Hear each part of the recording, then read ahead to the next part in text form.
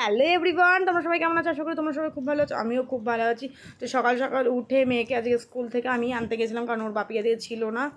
তো স্কুল থেকে নিয়ে এসে যা যা কাজকর্ম ছিল আমি সেগুলোকে সেরে নিলাম। তো বারান্দাটার অবস্থা খুব খারাপ, তো তারপর সব কিছু পরিষ্কার টরিষ্কার করে দেন তোমাদের সাথে আবার চলে এসে তো দেখো সব পরিষ্কার আমার।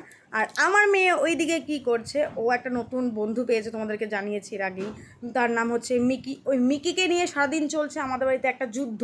মানে ও একবার যুদ্ধ করছে তো আমি একবার যুদ্ধ করছি, এরকম একটা যুদ্ধ চলছে। তো দেখো কীভাবে মিকি ওকে আদর করছে। আর ও খালি মানে জামা না পরে ওকে নিয়ে ওইভাবে আদর করছে, আর আমি ওকে চিল্লিয়ে দিই। তার মধ্যে রয়েছে ঘর মোছা। তো কিছু কাজ কমপ্লিট করে হঠাৎ দেখলাম ঘরটা মুছতে হবে, তো ঘর মোছার জন্য আমি রেডি হয়ে রয়েছি। তখন দেখছি ও তাও মিকিকে নিয়ে খেলা করছে। তো তারপর ভাবলাম যে ও যা করে করুক, আমি ঘরটা মুছে নিই। দেন ঘরটা মুছে নিয়ে মিকিকে একটু খেতে দিয়ে দিলাম, কারণ ওই স্নান করে এসে পুজো না দিয়ে ওকে আগে খেতে দেওয়া, আর পুজো দিয়ে তারপরে খেতে দেওয়া মানে অনেকটা লেট হয়ে যাবে। তো আগে ঘরটা মুছে নিয়ে ওকে আমি একটু খেতে দিলাম। তো ও নিজে নিজেই খাচ্ছিলো, হঠাৎ কী হলো জানি না, ও খেতে পারছে না। দিয়ে আমি একটুখানি ডপার দিয়ে খাইয়ে দিচ্ছি। দেন ওকে খাইয়ে রেখে আমি পুজো দিয়ে এসে আমি ঠাকুর পুজো দেওয়ার জন্য বসে আছি। তো আমাদের গোপু সোনাকে আমি একটু স্নান করিয়ে দিলাম। ফুলটা দেওয়া হয়েছিল না, আমার মেয়ে ওই দিক থেকে চিল্লাচ্ছিল যে মাম্মা আমি স্নান করাবো, আমি স্নান করাবো, তুমি স্নান করাতে ওকে পারো না। দিয়ে আমি একটা টুকুস করে একটা ফুল দিয়ে রাখলাম, কারণ মেয়ে যদি এসে দেখে আমি ফুল দেয়নি, মারাত্মক একটা ব্যাপার হয়ে যাবে। দিয়ে আমি ভাবলাম গোপুকে আমি জামা কাপড়টা পরাই, কিন্তু তার হবে না। আমার মেয়ে ওকে আবার স্নান করাবে, তারপরে ওকে জামা কাপড় পরাবে, আমি পরালে হবে না। তারপরে ওই যে ও মিকিকে নিয়ে আবার খেলা করছে, পুজো টুজো দিয়ে নিয়ে আমি একটু স্কিন কেয়ার করে না, ওই টোনার ময়েশ্চারাইজার যা দিই রেগুলার ওইটাই লাগিয়ে নিচ্ছি। আর এই ময়েশ্চারাইজারটা তো কী বলবো, আমার ভীষণই ফেভারিট একটা ময়েশ্চারাইজার। তো সারাদিন ওই মিকিকে নিয়েই চলছে একটা যুদ্ধ। ওই রে এখনও মিকি।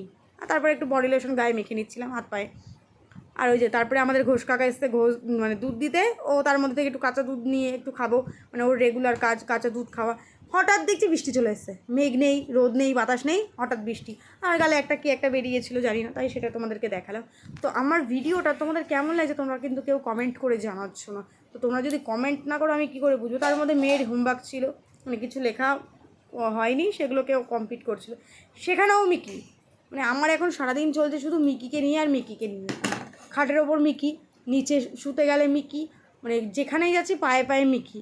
দিয়ে ও গুড়গুড়ি লেখার পড়া করছিল, সেখানে মিকি এসে এত জ্বালাতন করছে, আমি ওকে বললাম নে তুইও একটা পেন্সিল নিয়ে নে, তুইও লেখার পড়াশোনা কর। দিয়ে ওই যে মিকি ওকে জ্বালাতন করছে, আর আমার কি বিরক্ত লাগছে সারাদিন। ওই যে ওকে লিখতে দিচ্ছে না, আর ওর এতটাই লেখা রয়েছে। এখানে আমার মা বললো একটু কাঁঠালের বীজ কটা ছাড়িয়ে দে, একটু তরকারি করবে, সেটা ছাড়াতে এসে সেখানেও মিকি।